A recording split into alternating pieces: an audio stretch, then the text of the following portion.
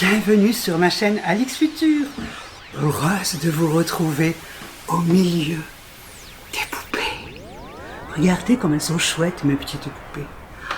Alors j'avais décidé de vous les déboxer une par une, ce que j'ai fait avant le tournage.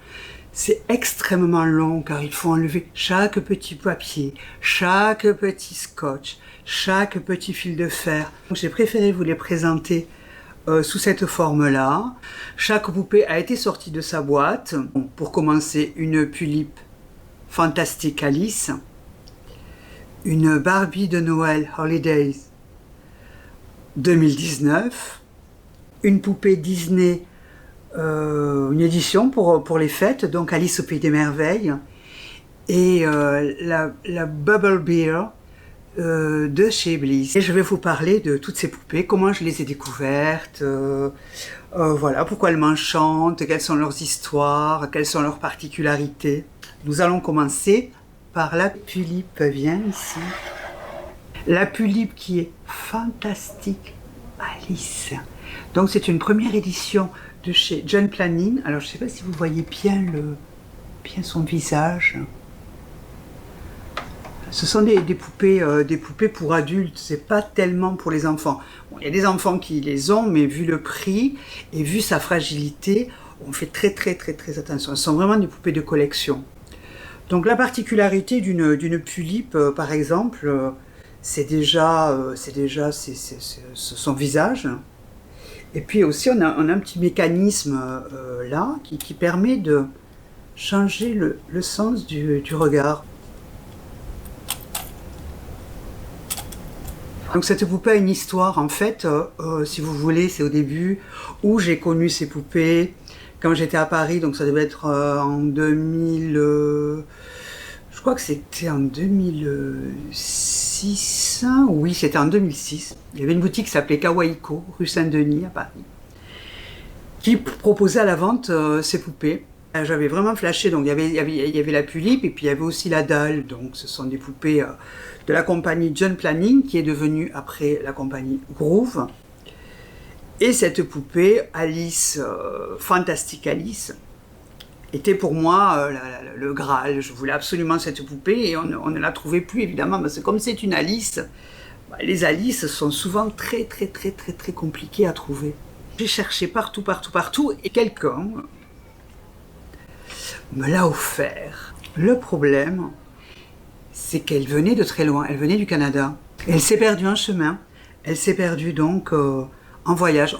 Donc j'ai jamais eu de nouvelles de cette poupée, on n'en a jamais eu, on a tout essayé, on a appelé la poste au Canada, etc. La vendeuse, non il n'y a plus de poupée, il n'y a plus de poupée. Donc j'étais un petit peu restée sur ma faim, donc je voulais absolument cette poupée et je l'ai trouvée pour mon anniversaire cette année au Japon. Donc je l'ai commandée au Japon, donc la voilà, je la trouve mais merveilleuse, avec sa petite tenue Alice, qui est aussi une tenue maître café. Donc pour les gens qui connaissent maître café, ce sont des petits bars avec des serveuses qui vont jouer avec vous, vous offrir à boire, à manger, enfin vous offrir, il faudra payer évidemment. Et puis il va rester un petit moment avec vous. Et je me demande si c'est pas en train de changer ça aussi.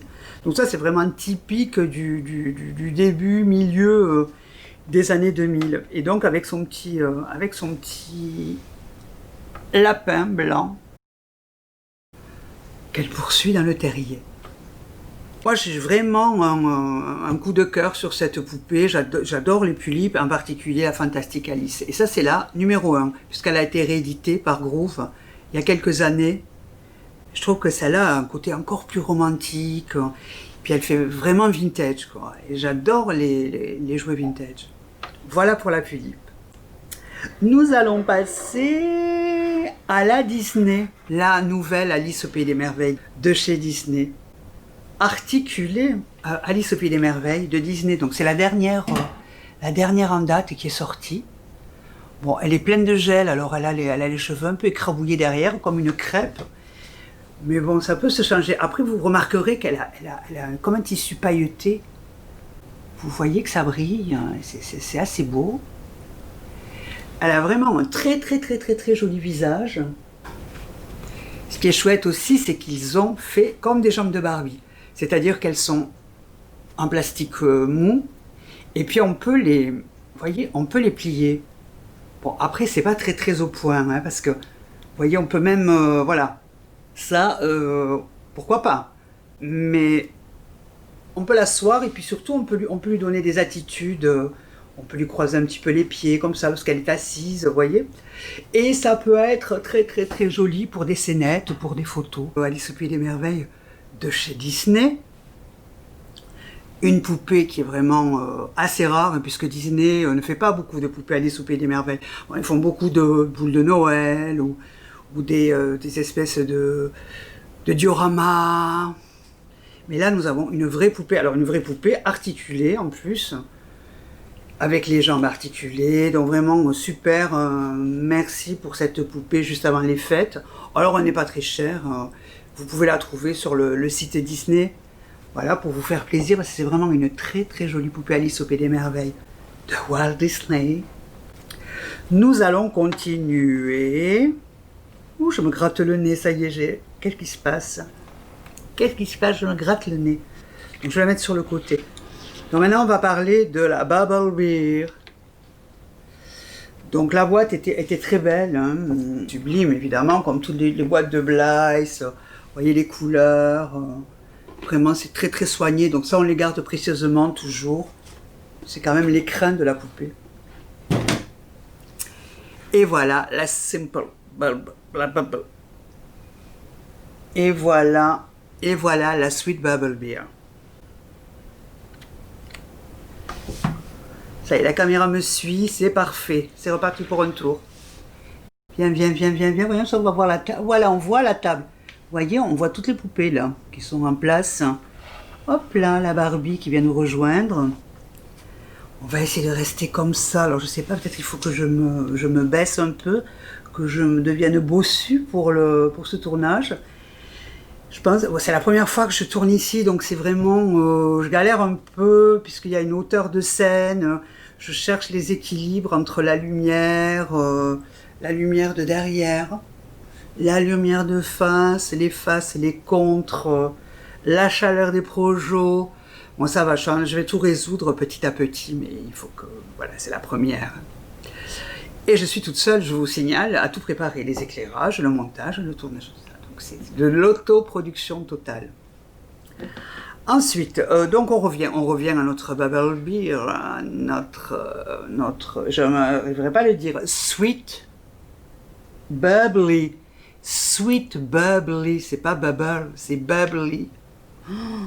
Oh là là, Sweet Bubbly. Voilà la Sweet Bubbly, la voilà. Vous la voyez, je vais revenir encore un petit peu vers vous. Bon, elle est superbe, hein, elle a vraiment... Oh là, vous avez entendu? C'est Woody, alors j'ai acheté un Woody, je crois qu'il est hanté. Parce qu'en fait, il parle tout seul et j'appuie même pas dessus. De temps en temps, il me sort des trucs. Je crois que c'est un vrai jouet hanté, mais je vous le montrerai si vous voulez. Et puis, donc voilà, bon, on va lui sortir les petites lunettes. Hop là. Bon, elle n'a pas été coiffée, vraiment. J'ai essayé un petit peu de la ranger parce qu'elle sort vraiment du carton. Après, ce que je peux vous montrer, c'est le système des yeux. Alors bon, évidemment, les Blythe sont des poupées qui ont été vendues la première fois en 1972 aux États-Unis. Ça n'a pas fait un grand événement. Ça a même été un flop. Donc, les Japonais ont racheté les licences, mais les Américains, après, ont réessayé de rééditer des Blythe. Mais finalement, c'est parti au Japon et c'est vraiment une poupée qu'on trouve au Japon. On n'en trouve pas en France. Dans les boutiques, c'est extrêmement rare. Moi, j'en avais vu à Paris, quand j'étais à Paris, mais les gens qui les avaient ramenés du Japon à l'époque les vendaient genre 700 €, donc c'était vraiment pas du tout abordable. Et puis, elles étaient vraiment très rares. Alors bon, il y a la maison mère Johnny Moon au Japon, qui est un lieu fabuleux, j'adore cet endroit. Ils y passent d'ailleurs de la très bonne musique, au milieu de poupées, du design, de vêtements, Chaque mois, il y a un invité, il y a un thème, il y a des tutoriels pour apprendre à les coiffer, à leur réaliser des petits vêtements. Parce que ce qu'il faut savoir, c'est que maintenant, dans l'univers de la poupée, c'est plus du tout comme avant, où justement, on avait un vêtement, bon, des fois, mamie, tati faisait un petit truc au tricot, au crochet, ou faisait une petite robounette. Maintenant, il y a vraiment des designers et puis il y a des collaborations avec des grands designers. Donc souvent Blythe travaille avec des grands designers. Poulip aussi fait des collaborations.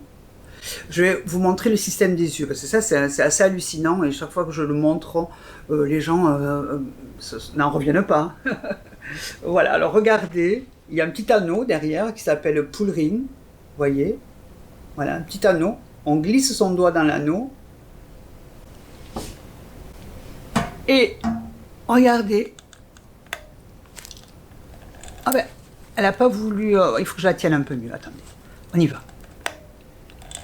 Voilà. Vous voyez la couleur des yeux et le mouvement du regard qui change? Voilà, donc ça, c'est une Blythe merveilleuse. Moi j'adore les Blythe, j'en ai beaucoup. Hop, elle est tombée, je les aime beaucoup, je les trouve tellement belles. Et puis dans le détail, là j'ai pas mis, elle a des petits nœuds normalement. Bon, je remets les lunettes, si ça veut bien tenir. Voilà, normalement elle a des petits nœuds, ça c'était dans la boîte, hein, elle a des petits nœuds comme ça, qu'on met dans les cheveux. Vous voyez le détail, c'est magnifique. Il y a différents moules hein, de Blythe, je sais pas, il y en a moins 5, je me demande si on n'est pas à 7 maintenant, je sais plus. Poulip, bon Disney aussi, parce que Disney fait des poupées, mais les moules changent chaque fois qu'une poupée sort. Woody, respect pour... Voyons si je me baisse un peu, non ça marche plus. Donc voilà, donc vous vous rendez compte? Il parle tout seul quand même, hein. Vous l'avez entendu? Il est hanté. Tu es hanté. Il parle tout seul. C'est Woody, donc c'est une poupée hantée que j'ai, je ne savais pas. Mais voilà, des fois il parle. Ça m'est arrivé dans la nuit de me réveiller, d'entendre Woody parler. Je me demandais, mais qui c'est qui parle? Vous savez, c'est des jouets des fois qui se déclenchent tout seul, on ne sait pas pourquoi. Mais il est là, à mon avis, il vit. Je voulais vous présenter ces 4 poupées. Je vous ai évité les débox, les boîtes, etc. parce que c'est vraiment pénible. C'est pas très joli. Oui? Qui est-ce?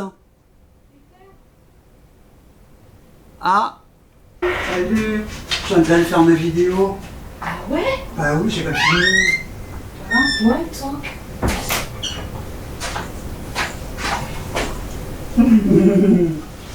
J'étais en coin, je suis accrochée.